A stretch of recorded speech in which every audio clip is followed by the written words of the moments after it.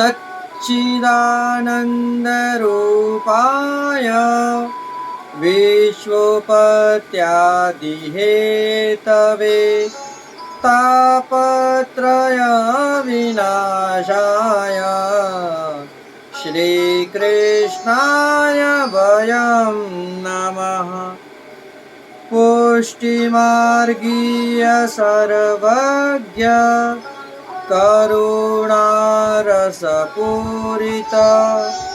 श्रेष्ठ फलप्रदाता च तस्मै श्री गुरुवे नमः। जय श्री कृष्ण। राधे राधे प्रियजनों, दास का प्रणाम स्वीकार करें।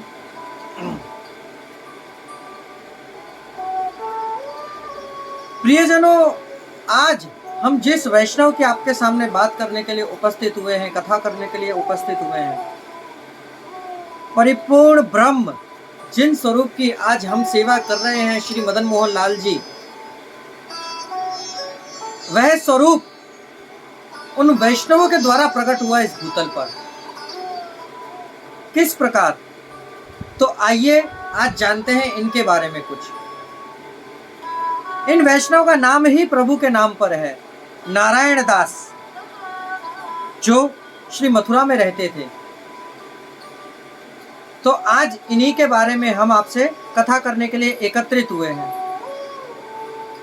नारायण दास एक ऐसे वैष्णव थे जिन्हें प्रभु ने साक्षात स्वप्न में दर्शन देकर आज्ञा देकर कहा कि हम उस जगह वृंदावन के किसी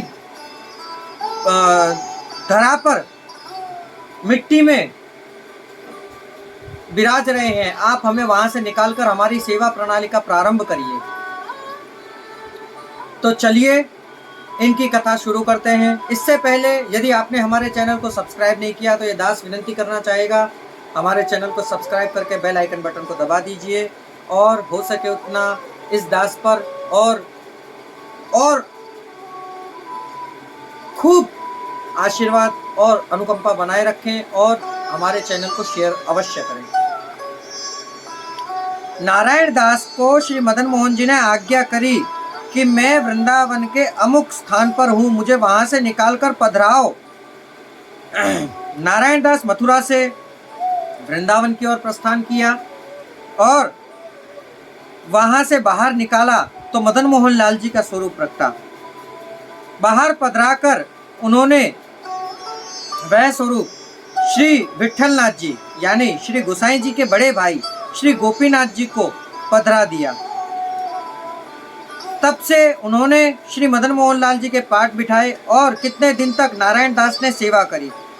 तत्पश्चात नारायण दास के वंश में कोई नहीं होने के कारण से हमारे वहां ब्रज में गौड़िया बंगाली रहते हैं, जिससे श्री गोसाई जी ने गौड़िया बंगाली को सेवा पधराई, जिनके दर्शन करने के लिए आज भी बालक और वैष्णव जाते हैं। ये नारायण दास श्री महाप्रभु जी के सेवक ऐसे कृपा पात्र भगवदीय थे जिनके घर श्री मदन मोहन जी स्वयं कृपा कर कर पधारे थे और श्री वृंदावन में से प्रकट हुए मदन मोहन जी श्री महाप्रभु जी के सेवक जान के ही इनके ऊपर कृपा करी थी कि ये श्री वल्लभाचार्य जी के अनन्य सेवक हैं, तब इनके ऊपर कृपा करी। कहते हैं मदन मोहन जी हाल वृंदावन में विराज रहे हैं।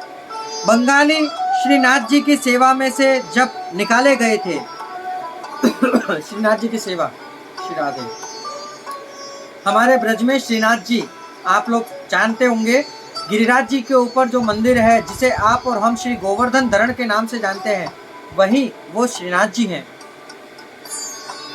जब उन्हें निकाला गया तब श्री गोसाई जी से विनती करके उन्होंने अपने निर्वाह के लिए कि हम खाएंगे क्या प्रभु, तब आप श्री ने कृपा कर कर श्री मदन मोहन जी का स्वरूप श्री गोपीनाथ जी के सेव्य स्वरूप को यानी श्री मदन मोहन लाल जी को इनके ऊपर पधरा दिए कि आप इनकी सेवा करिए।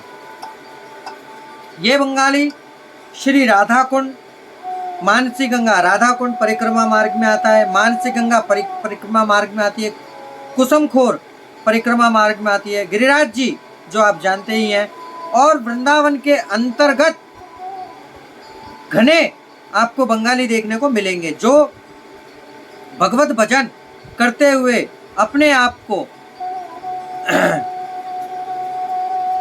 भाग्यशाली मानते हुए वह कितने दिनों से वही ठाकुर जी की सेवा आज भी नित्य पर्यंत कर रहे हैं, जो संसार त्यागी होकर ब्रज में निवास कर रहे हैं, पूरे दिन भजन करते हैं और ये जिस स्वरूप की सेवा करते हैं वह राधा रमन की विहार लीला का अवलोकन करते हुए करते हैं। इनके हृदय में नित्य निरंतर श्री राधा रमन लाल जी विराजमान रहते हैं। तभी आप देखेंगे कि हमारे तिलक में और उनके तिलक में बहुत अंतर है। हम जो तिलक करते हैं उस तिलक का अर्थ ठाकुर जी का चरणारविंद। तो तिलक के बारे में यदि आपको और जानना हो तो आप हमसे बताइएगा, हम आपको बताएंगे कि हम तिलक करते हैं उसका तात्पर्य क्या है और कैसा है।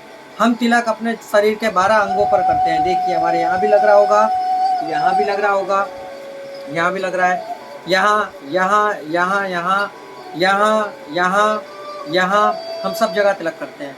तो आपको हम बताएंगे इन तिलकों का भावार्थ।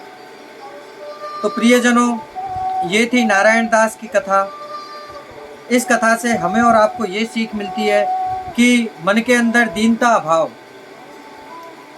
श्री हरिराय महाप्रभु शिक्षा पत्र में बड़ी सुंदर आज्ञा करते हैं, ये नित्यम परिभावयन्ति चरणों श्रीमद वल्लभ स्वामिनो, कि यदि आप और हम श्रीमद वल्लभ को स्वामी समझ लें, गुरु को स्वामी समझ लें, तो वह हम पर बहुत कृपा करते हैं।